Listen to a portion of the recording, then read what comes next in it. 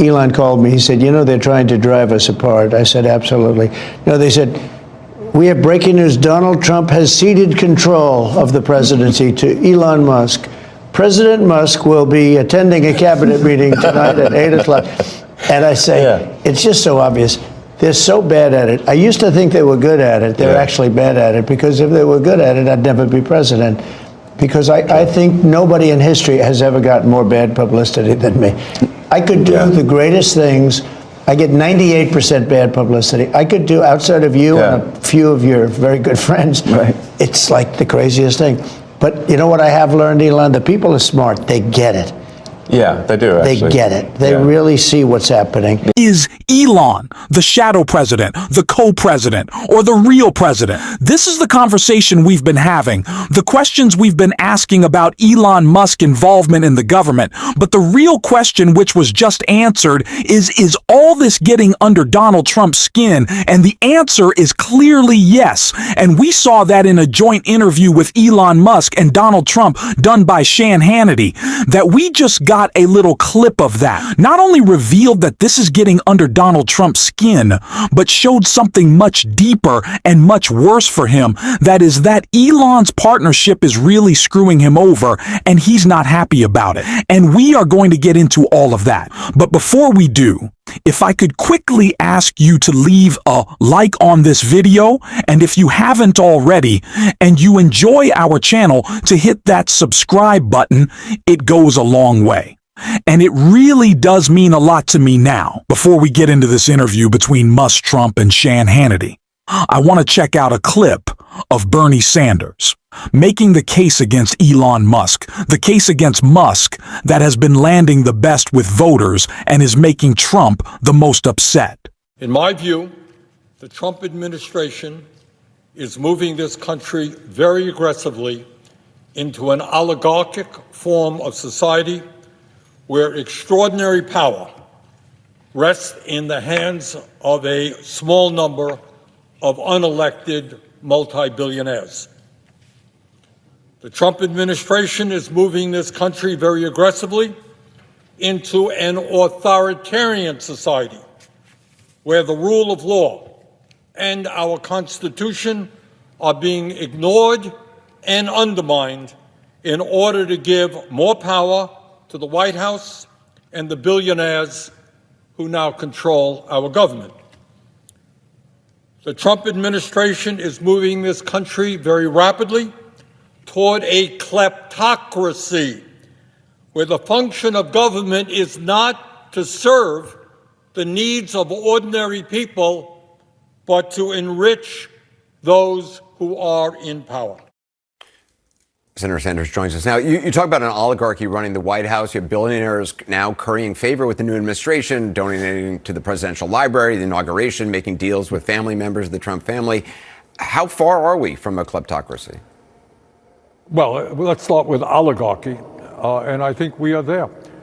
You know, when you see three of the richest people in this country, the three richest, standing behind the president when he gets inaugurated, when you see Elon Musk, who contributed over $200 million, $270, to get Trump elected, and then becomes in many ways the most important appointee of the Trump administration, and when you see, since Trump's inauguration, Elon Musk becoming $150 billion richer in 2.5 weeks, $150 billion richer, you tell me whether or not we are living in an oligarchy. And I think the function of government under Trump, under Elon Musk, will not be to serve ordinary people, but to make the very richest people in this country even richer. This is the perfect case that has to be delivered. Donald Trump wants everyone to have this idea of him as a genius businessman who is saving the money, trimming the fat, and making the economy run really well, while at the same time maintaining all the programs that they care about now. Of course, that narrative is a lie that Bernie Sanders is debunking incredibly well every single day, while showing that Elon Musk involvement in the government not only makes it more dysfunctional, something that people hate, but makes it more corrupt. It is only serving the interests of billionaires now more than ever, with, of course, Trump being one of those billionaires acting in corrupt and in criminal ways to serve himself and to serve his friends. This is the argument that we need to be making. And it's an argument that is finally starting to break through, that Elon Musk is actually creating trouble for himself. And as we'll check out later, Donald Trump as well, that some new polling has revealed. And again, all of this is getting under Donald Trump's skin, how unpopular Elon is making not just himself, but the rest of the Trump administration. And that came out when Hannity asked about the relationship between the two in this interview. Right here, check out what Trump had to say. Aware, you have to be keenly aware that the media and the punditry class, not that, I think you've proven they have no power anymore, because they threw everything they had at you and they didn't win. And that was, the New York Times, Washington Post, 3 networks, every late night comedy show, 2 cable channels. They threw everything, lawfare, weaponization. Sure. And now I see they want you two to start, they want a divorce. They want you two to start hating each other. And they try, President Elon Musk, for example. You do know that they're doing that to you. Oh, I see it all the time. They tried it, then they stopped. That wasn't. They have many different things of hatred. Actually, Elon called me. He said, they're trying to drive us apart. I said, absolutely. They said, we have breaking news. Donald Trump has ceded control of the presidency to Elon Musk. President Musk will be attending a cabinet meeting tonight at 8 o'clock. And I say, It's just so obvious.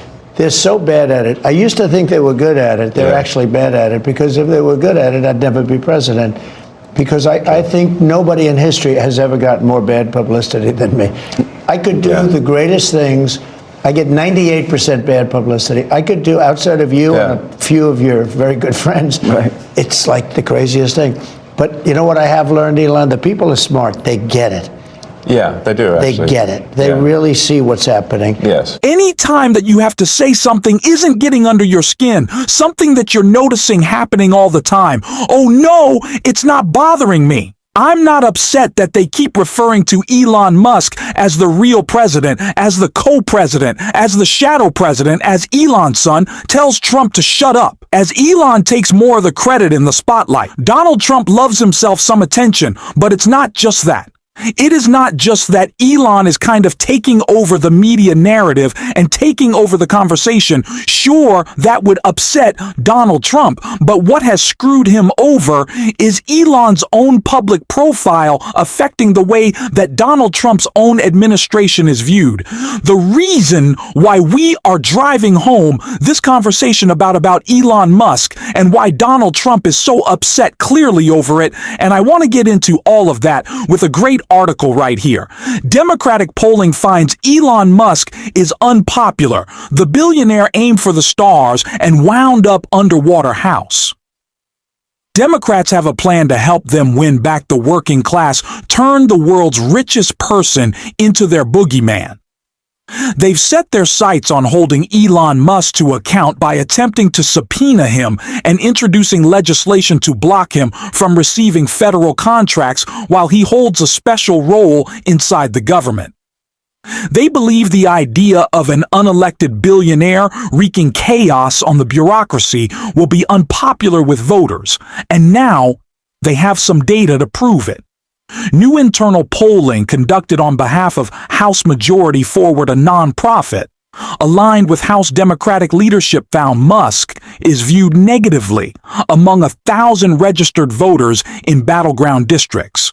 His approval rating is upside down, 43% approved to 51% disapproved, and his favorability is even worse. 42% to 51% posters asked respondents for their thoughts on the creation of a government of the rich, for the rich by appointing up to 9 different billionaires to the administration, and found 70% opposed with only 19% in support of STA that suggests Democrats have landed on a message that could gain traction with swing voters. That data and focus groups held by House Majority Forward helped bring attack on the administration into focus.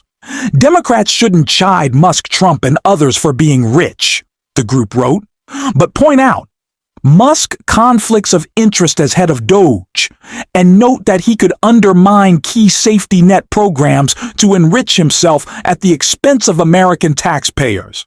The idea of a government agency that works to prevent waste and corruption is something that is incredibly popular. It's the reason why I say that Democrats shouldn't just broadly attack Doge. They shouldn't just say no.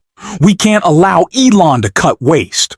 We can't allow Elon to cut government programs because that misses the message and it misses the mark. He's not cutting programs.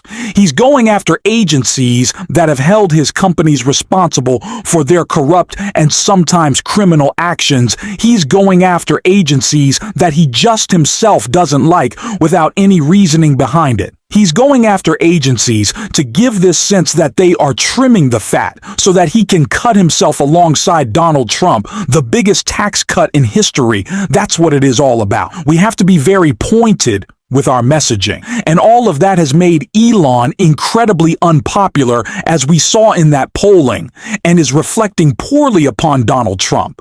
The thing that is making him most angry, Elon has taken an idea that in theory, of course, would be good. Agency looking at government waste, something Democrats wanted to get on board with and have been talking about for years, if not decades now, and has completely sullied the name of it, and in doing so, destroyed part of Donald Trump's agenda. So really, at this point, we should be thanking Elon for the politics of it all. Of course, not the action.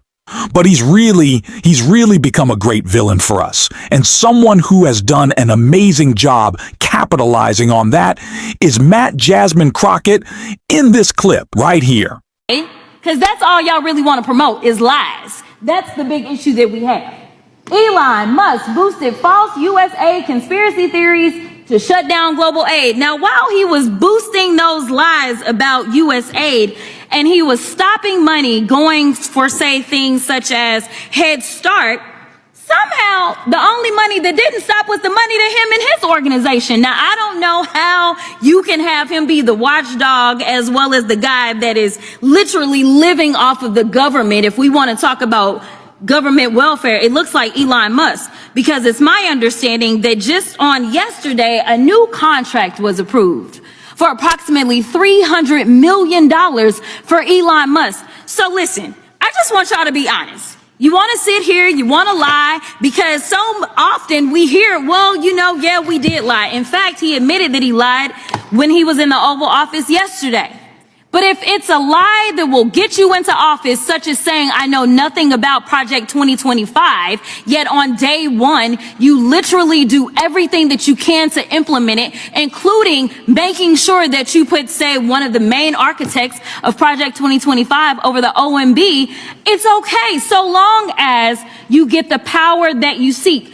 The problem is that the game is going to be on the American people. And when I say the American people, I mean all of us. Unfortunately, I am also stuck in the twilight zone because of the lies that were allowed to be propagated. Just like when you're talking about vaccines and all this nonsense. Right now in my state of Texas, there is an outbreak of measles. And what they are finding is that because there's been so much disinformation about vaccines, that kids are sick right now with measles that they did not have to have if they just trusted doctors and experts instead of randoms online. So I will end by saying this, Mr. Chairman, because I know we believe in Jesus in this chamber. In John 8:32, it says, the truth shall set you free. So maybe we should focus on a little bit of truth in this chamber. We have to keep hammering home this message, and of course we are going to be doing so on this show every single day. And if you want to support that, as always, you can hit that subscribe button. You can leave a like on this video, and if you stuck around at the end, you drop a blue heart in the comments. Until next time, I'll see you soon.